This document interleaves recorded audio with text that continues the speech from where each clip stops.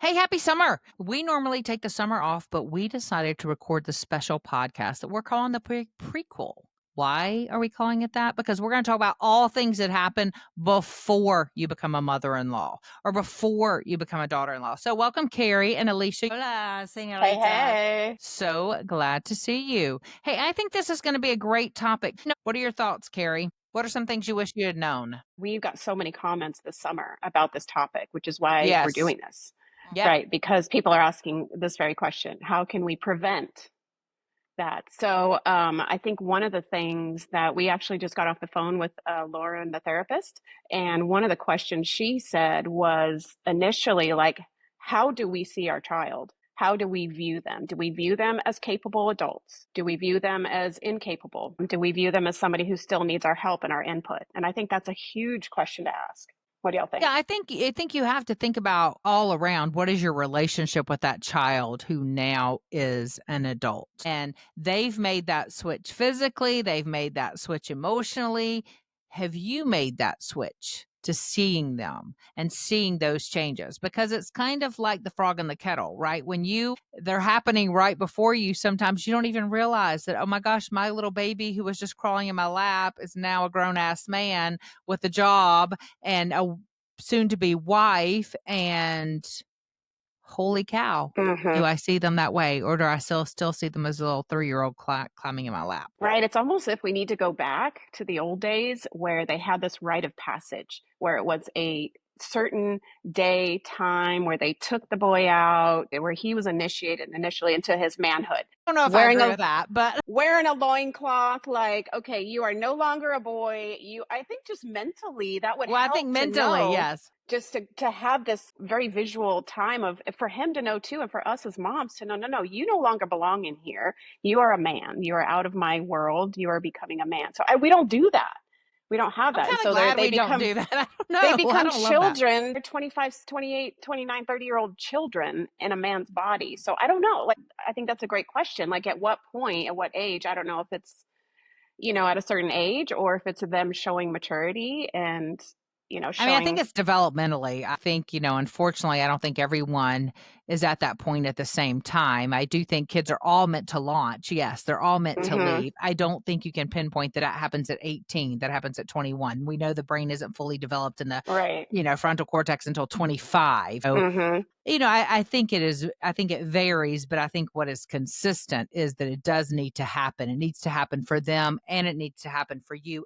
And before it even happens, I think you need to start preparing yourself. And I think that's the key. I think we often as adults don't prepare before it happens. And that's why we're doing this. We want you, Hmm. if you have a child still in high school, maybe they're not even dating anyone yet, but you still need to start preparing that they are leaving and they are going to be joining their family of choice. And that means you will no longer be the main character in the story. Alicia, you're looking beautiful over there. What thoughts do you have? Well, as y'all know, I'm the only one that doesn't have a daughter here. So I have all sons. And like, it's hard. It's hard as a boy mom, right? Because basically you are agreeing to release that child with no expectation of them coming back and having the same, you're definitely not going to have the same relationship, but just, losing that connection is what it feels like, right? It Mm. feels like they're gone. They grow up and they disappear. And then you're just left to move on with your life with this big chunk of your heart living somewhere else. And you don't know anything about it Mhm. because the girls stay with their moms and connect with their moms. And you're still a mom, but you don't really have that same place anymore. So I think Replaced. even, It's almost like you've been yes, replaced. it's Hmm. like you've been replaced. Yep. Hmm. And I can speak like with my daughters-in-law, especially my first one, Essa, I was like, oh, I get a daughter.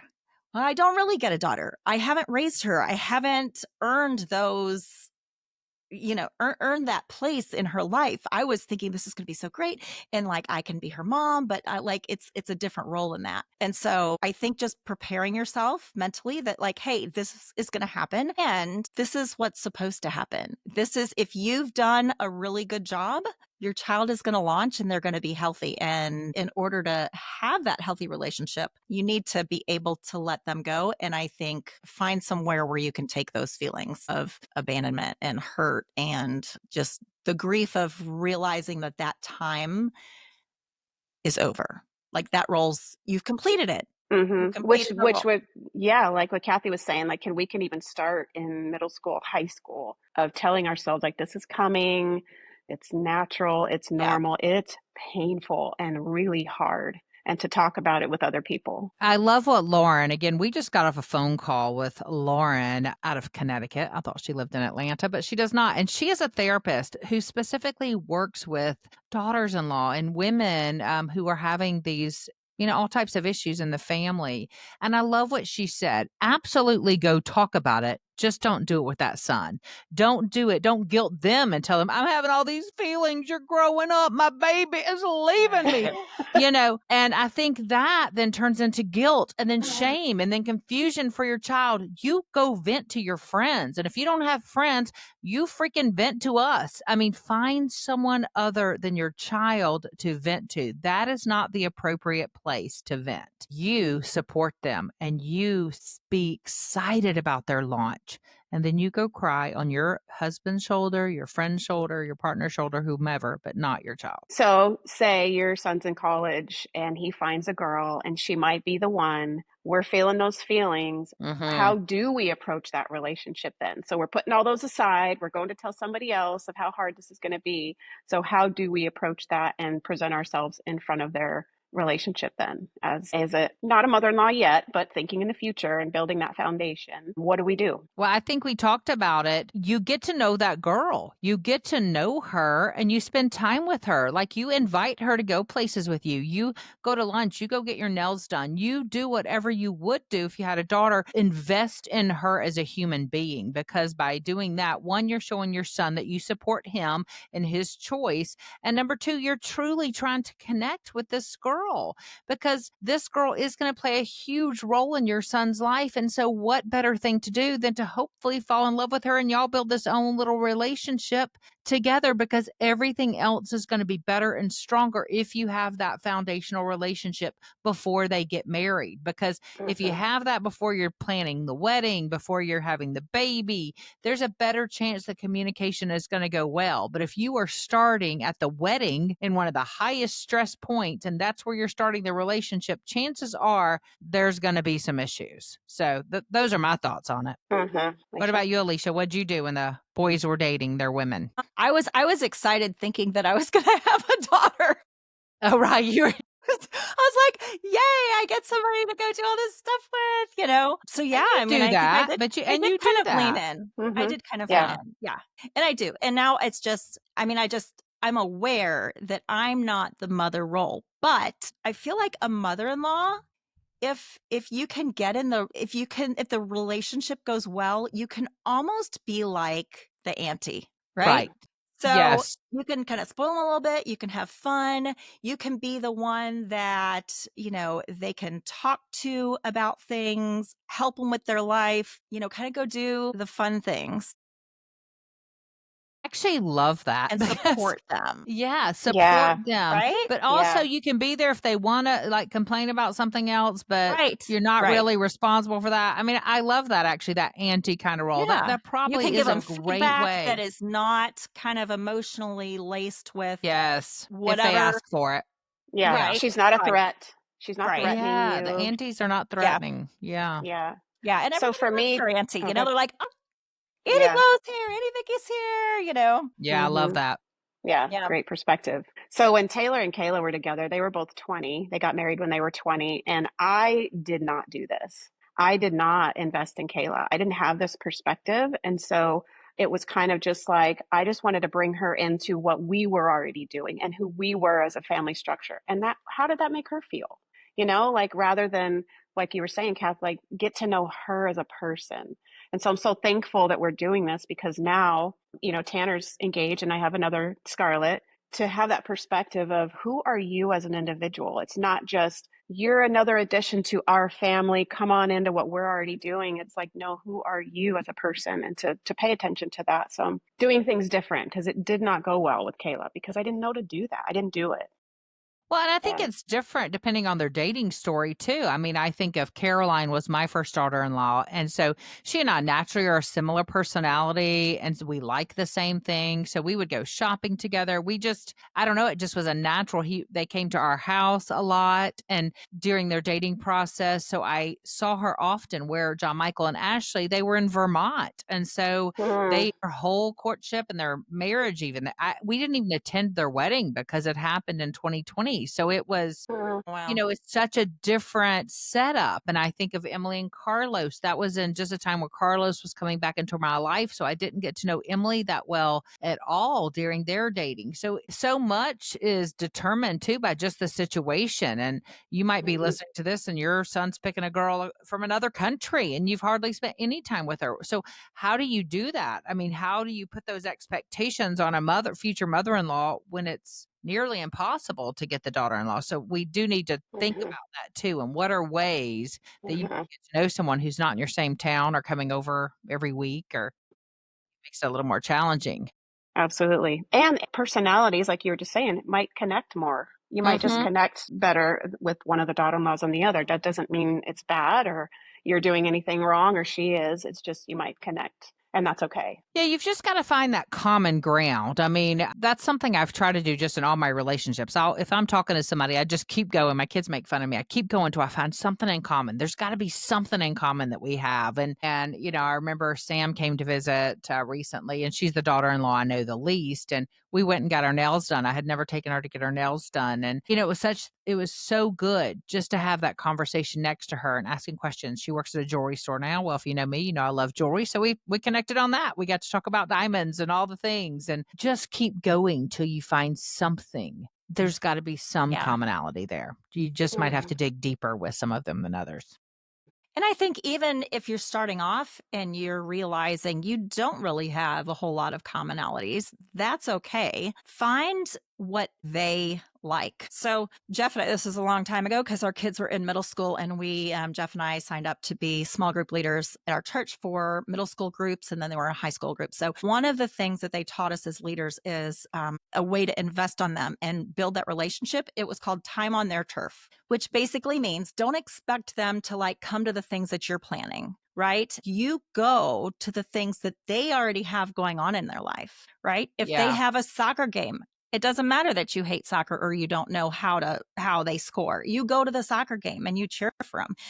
If they're on the robotics team, you go do the robotics stuff with them. And I think for if you don't know them and you don't kind of have that commonality, figure out like what is it that they like. Like I have one daughter-in-law, she loves true crime. She loves the crime con. She loves the podcasts, watching them, all that stuff. I feel like my mom, who also likes that stuff, has connected with her over those mhm, sort of things. Now, if I had paid attention, I could have used that earlier on in our relationship to be like, hey, mhm, do you want to go to a crime con with me? Do you want to or sending her little podcast that I would find out? Like, I'm not really into that stuff, but it Ooh, doesn't I really matter. am. I will It go with doesn't you too. matter, right? Can I connect with your But instead daughter-in-law? it was kind of like, Yeah. well, that's weird. She's all about like, oh, that's like my mom learning about all these people who kill other people and like, right. But that I missed an opportunity with that. And now her mom takes her to crime con and that's their thing. Right. But yeah, find out I have one daughter in law and this was easy for me. She loves to shop at TJ Maxx. So I was like, yes, but my first daughter in law, she hates shopping. And I was like, oh, mhm. I'm like, hey, do you want to go shopping? She's like on the internet, on Amazon, like while I'm on the phone with you? Yeah. No.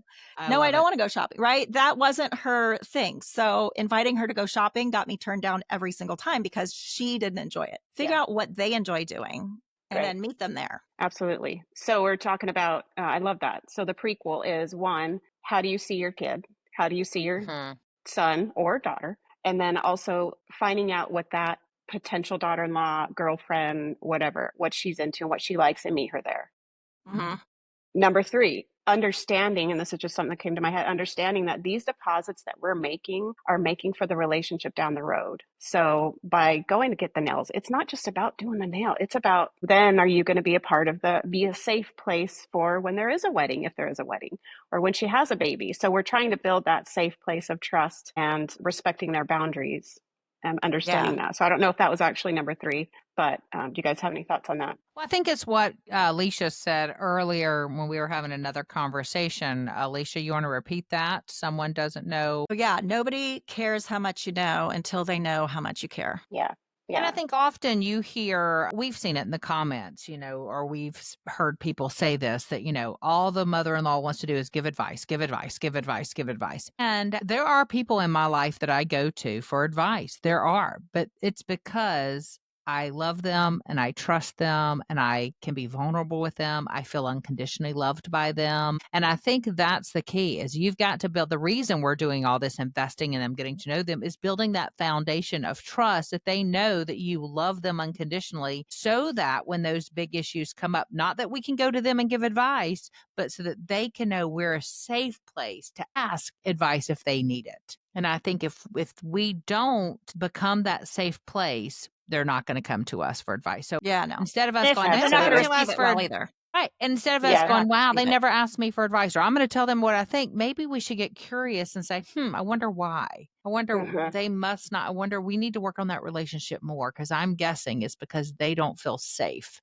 coming to you for Absolutely. advice. It's not our Yeah. right to give advice just because we've lived through stuff. That doesn't make us qualified Yeah. or Mm-mm. have the right to do that. It's not a Hmm. given, but I think somewhere along the way we thought because we're older and wiser, they better listen to us. They need to listen to us. And they And really that's don't. getting us in a lot of trouble. Yeah. Us as Also a think collective group of mothers in law.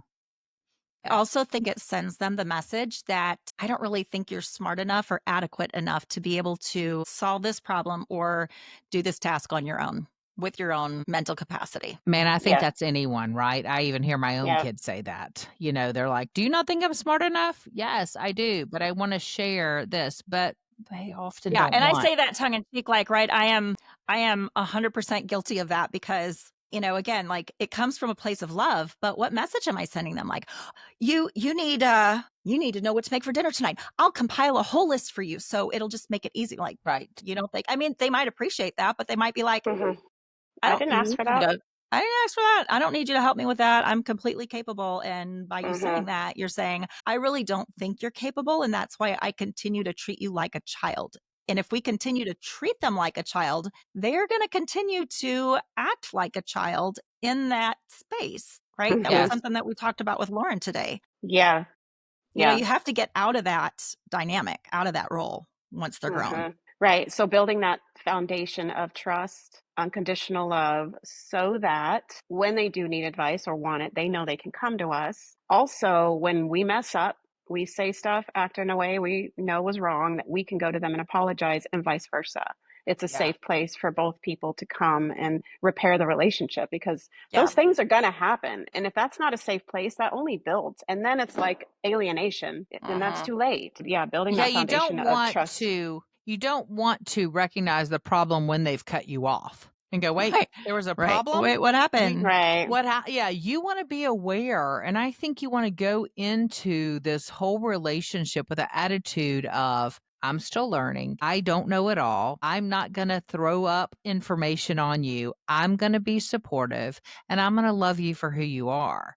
I mean, we've got to be intentional with all that. I think if we just sit back and let the relationship be what it is, and then one day they cut us off and we're concerned, confused why, we probably weren't being intentional about much of it at all, Mhm. would be my Mhm. guess. It's like any Mhm. Yeah. relationship, you've got to invest in it. And I think often we skip over these poor daughter-in-laws and see them as baby makers and skip right to the grandbabies. And that's crushing for anybody. Mhm. Yeah, just like I the think post that we put in a couple weeks ago, that video was just, I mean, so many, it was about investing in the daughter-in-laws before you don't, like you said, you don't have a right to the grandkids. We just You don't don't. just because we're grandparents. And that we got a lot of response from that. and I think going into it right? It's about the perspective. One, like you're saying, like changing that perspective of you now have an adult child. They're an adult, just like you were an adult and can handle things on their own, treating them like an adult. If you go into that relationship with the daughter-in-law expecting that there are going to be bumps because it's a relationship, right? You're gonna have those rifts in the relationship because that's how relationships are, and none of us are perfect, right? If you can kind of go in knowing that you're gonna have some of that, so it's not about having, like Lauren said, it's not about having the perfect relationship. It's about learning how you can repair the rifts that happen and kind of smooth, when they do happen, how do we solve that? How do we go back so you know that I still really love you and really care about you? But you hurt my feelings with this. Mm. How do we get to where we can communicate? And I think that's just thinking like, oh, there's not going to be any problems. And then when there's a problem, like, we're just going to pretend like that didn't happen. I think that just makes things worse, honestly. Yeah, and I think we set the stage for that first. Yes, I I think had a so. situation a couple weeks ago with my future daughter-in-law. They're engaged now, and I just didn't feel right about it, that I put her in a situation that probably embarrassed her. And I could have just let it go, like, oh, she probably didn't notice. She didn't, I let a whole week go by before I actually called her. I knew it, just to call her and say, hey, I apologize about this. She was like, oh, I didn't notice, blah, blah, blah. Well, that didn't matter. It's just that I'm showing her a place of, being vulnerable and apologizing and saying, hey, I would never want to put you in a situation that would embarrass you intentionally. So please forgive me. So now maybe she, feels comfortable coming to me if something ever happens. So I think we set the stage for that for sure. I agree. Because we Same. do know better. So be the first to say you're sorry. Right? Yeah. Why don't we do that as mother-in-laws? What? Why don't Is we it do what? pride? Apologize? Yeah. Yeah. Oh, I think a lot of it is pride, absolutely. And I think, listen, I think we get petty. I think, again, we feel like we have the right to our sons too, and that we know best about them. What do these women know? They've only been with them for, a couple of years. We've had them for 20 or 25 or 30. What do they know? I do. I think it's arrogance and I think it's pride. And I think we get on our little high horses. And I think we need to remember, one, what it was like to become a new wife and how hard that was and how stressful it was to figure out all this stuff. And then to feel like you have somebody who's glaring at you and judging every move you're making probably is very intimidating. And listen, if it's just the three of us, I know the three of us can all three be pretty intimidating. And Well, I don't know about the last one, but my first two daughter-in-laws have Yeah. both like said those exact words. You were so intimidating. And I'm like, right. how am I And intimidating? I love you well, and I guys. know, Right? I Like, know I am. I mean, I Yeah. go Me into too. question phase all because I want to know them, but I am like, and then, yeah, we can be intimidating. And so you think about, we're women who are pretty aware. So you think about the women out there who are not even aware. It makes me have such empathy for these Mm-hmm. daughters-in-laws. Mm-hmm. I don't know. I think it's something if you're listening to this and you're about to become a mother-in-law, I would beg you to put that aside. Put aside your pride and your right to your son and your know-it-all, and just be willing to be supportive. That will get you so much more in the relationship. You will end up seeing your kids more, your grandkids more.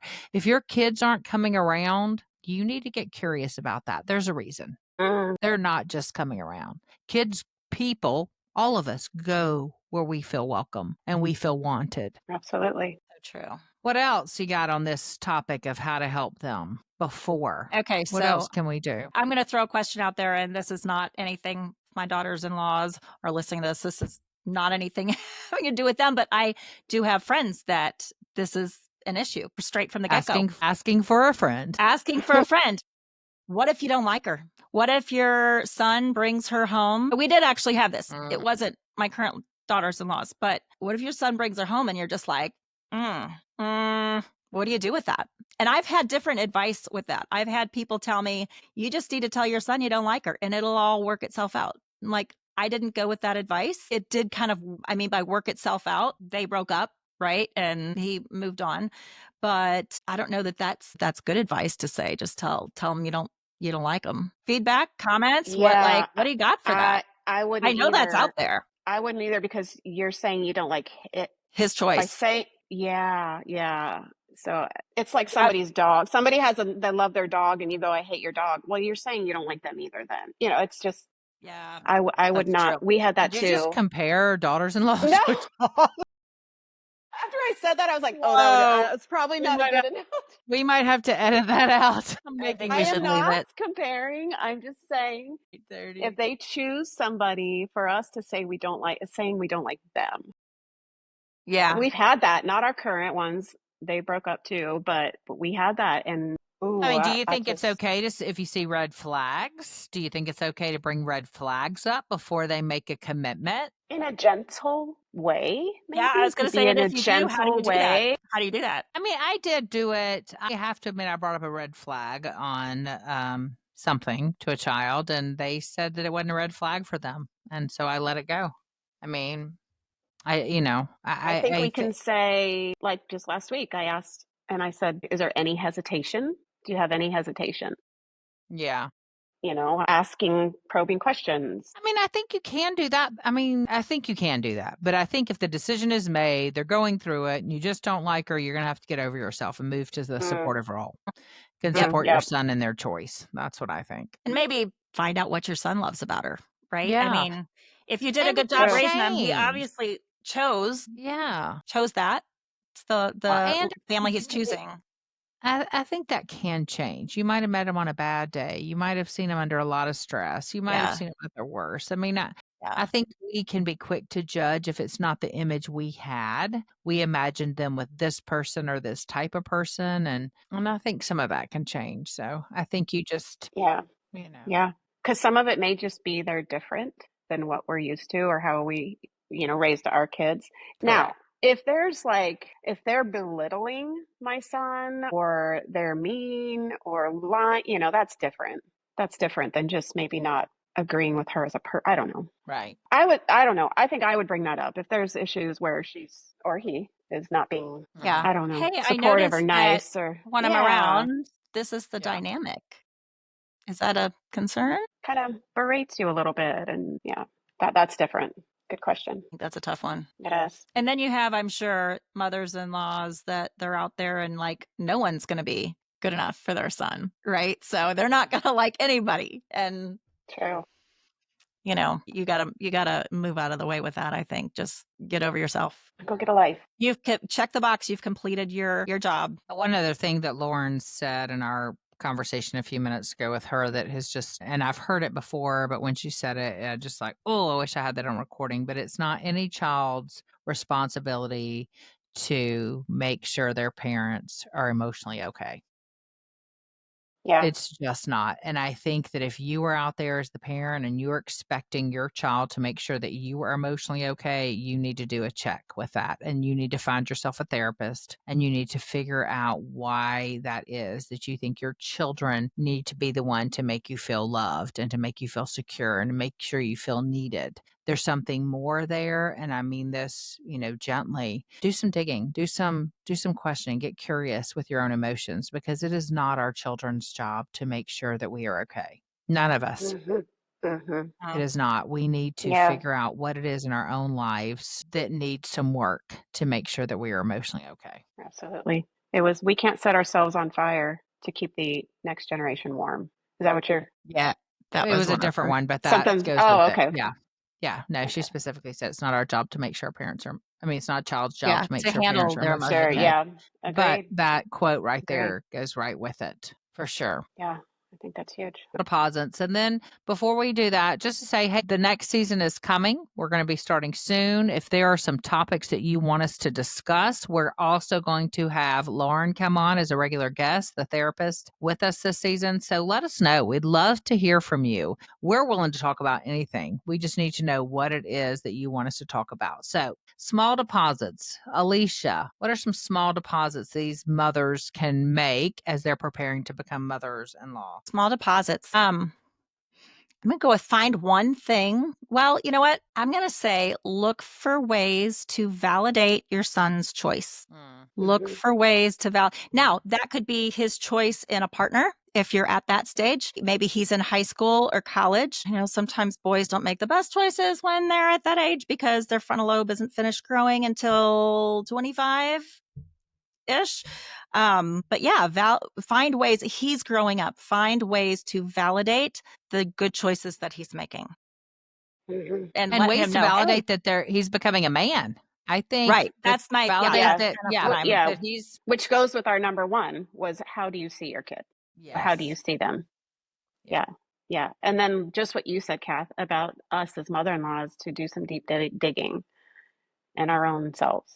That's good. That's our number one. If you're not a mother-in-law yet, before you become a mother-in-law, go get a few therapy sessions. Sit down and think about your own childhood. Think about your own mother, your own mother-in-law. How did you see those relationships? How did they impact you? Just ask yourself some tough questions. I think that will do more for your future relationship with your future daughter-in-law than anything else. And we're here for you. I Absolutely. mean, we're still learning too. We are still Yep. working on our relationships. yep. Yep. Absolutely. Yep. Yeah. We hope you're having a great summer, and we'll be back soon with the next season. Thanks so much for listening. Bye, Bye. y'all.